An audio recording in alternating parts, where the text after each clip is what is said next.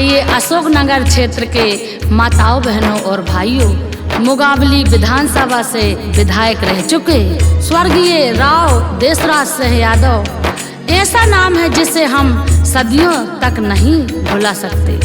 उनकी जनसेवा और नेकियां हमें आज तक याद हैं। उन्हीं के संस्कार उनके तीनों पुत्रों में हैं। हमें अब स्वर्गीय राव जी की पूर्ति उनके पुत्रों से पूरी करना होगी। आइए आल्हा के माध्यम से उनकी जीवन गाथा सुनाते हैं।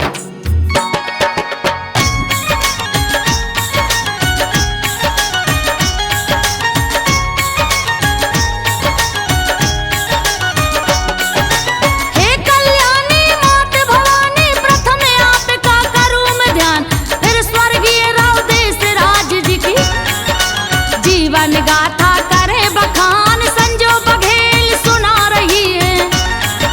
सुनिए भैया खोल के कान, अपने गांव अमरोद में कैसे देशराज जी हुए महान। बचपन से ही जनसेवा का इनके दिल में था तूफान। कुछ करके दिखलाऊंगा मैं, मन में ऐसा था अरमान। राजनीति क्षेत्र में भी इनकी अलग बनी पहचान। स्वर्गीय राव देशराज जी लगनशील कर्मठ इंसान। स्वर्गीय राव देशराज जी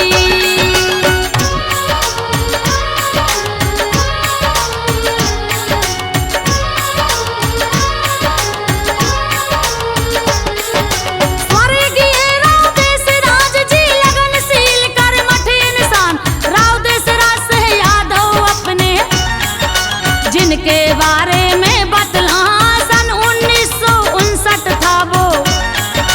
मार्च की 2 तारीख बताया अशोकनगर MP का जिला है।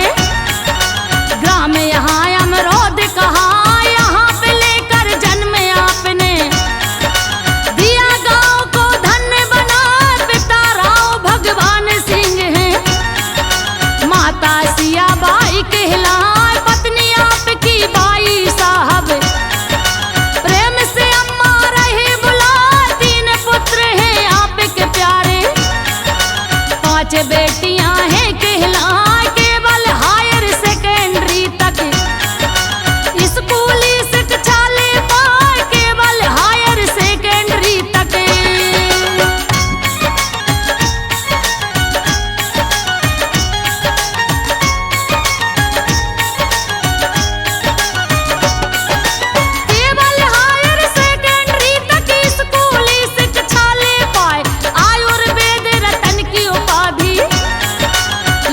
कुल की शान बढ़ाए, अपने गांव के लोगों को इलाज की सुविधा दिलवाए। छोटी मोटी बीमारी में दूर कहीं ना कोई जाए। जनसेवा की गजब भावना, जनसेवा में समय बिता।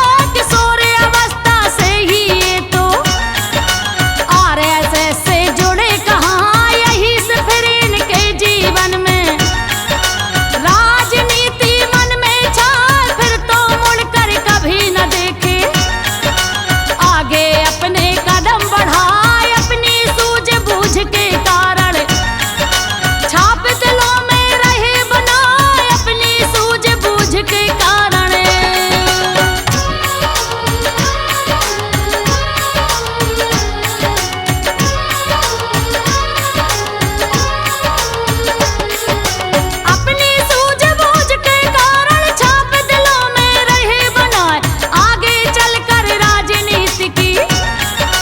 जिम्मेदारी रहे निभा।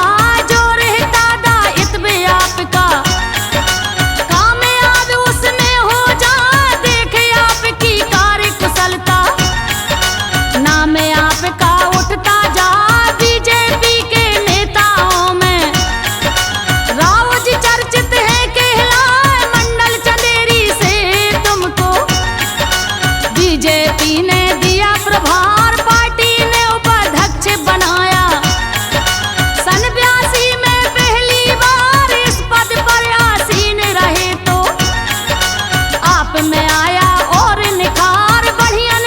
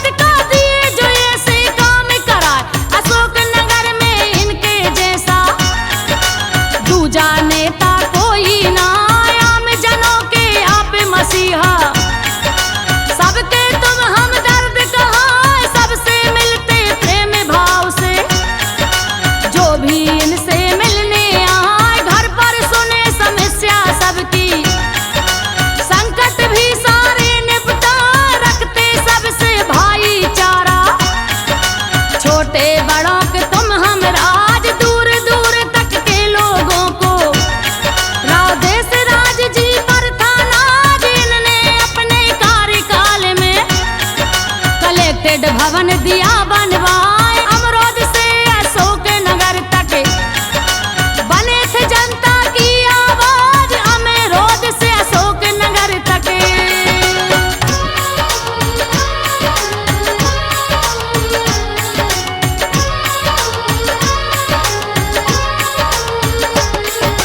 अमरोद से अशोक नगर तक बने थे जनता की आवाज, पहली बार सरपंच बने थे।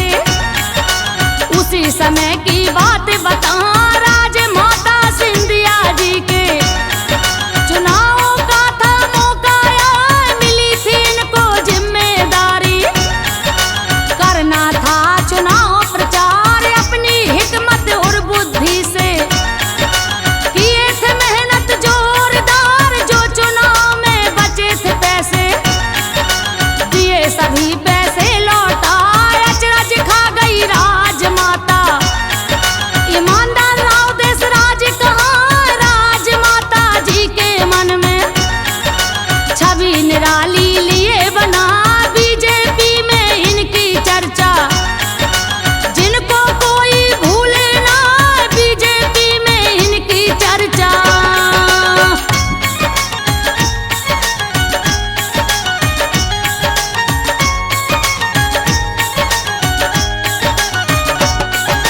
बीजेपी में इनकी चर्चा, जिनको कोई भूले ना, बाहिराओ जी देशराज तुम, काका खूबी हम बतलाएं, कमी आपकी होगी न पूरी। नेता सैकड़ों आए जाए, आपके जैसे आपके बच्चे, जिनमें आपके हैं संस्कार, आपके जैसे लगनशील हैं, बड़े जुझारू होनहार, बीजेपी में देशराज जी रहे विधायक 3 बार, श्रीमती बाई साहब जी राजनीति में है आज, जिला पंचायत अशोक नगर से। वर्तमान अध्यक्ष कहाँ, श्री राव यादवेंद्र सिंह जी, राव देशराज के पुत्र कहाँ, श्री राव यादवेंद्र सिंह जी।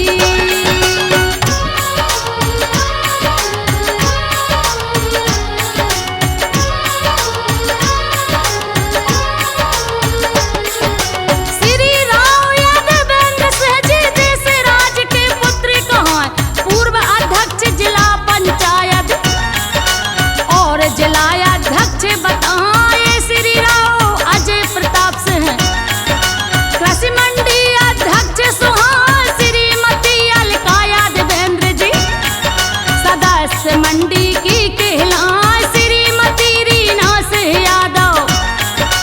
अजय प्रताप की पत्नी कहाँ, अपने पिता के पद चिन्हों पर चलकर भैया अजय प्रताप आम जनों के दिल में बसे हैं। जान रहे हैं हम और आप अशोक नगर को चमकाने में, तन मन धन है दिए लगाए, गली गली में बिजली पानी, सड़क अनेकों दिया बनाए, गली गली में बिजली पानी।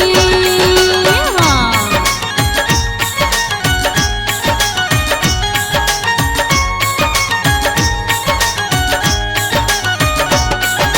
गली गली में बिजली पानी, सड़क अनेकों दिया बनाए, अपनी साख पर बीजेपी का झंडा यहाँ दिया लहराए, इनके दम से ही बीजेपी अशोक नगर में जीत के आए। कलेक्टेड वाली जो सड़क है, भैया अजय की देन कहा, राव अक्षय प्रताप से भी अशोक नगर का भविष्य बताए, अशोक नगर की जिला पंचायत जिम्मेदार सदस्य बताए, आम जनों से हम कहते हैं, सुनियो अम्मा ध्यान लगाए, इनके घर के हर सदस्य में कूट कूट जन से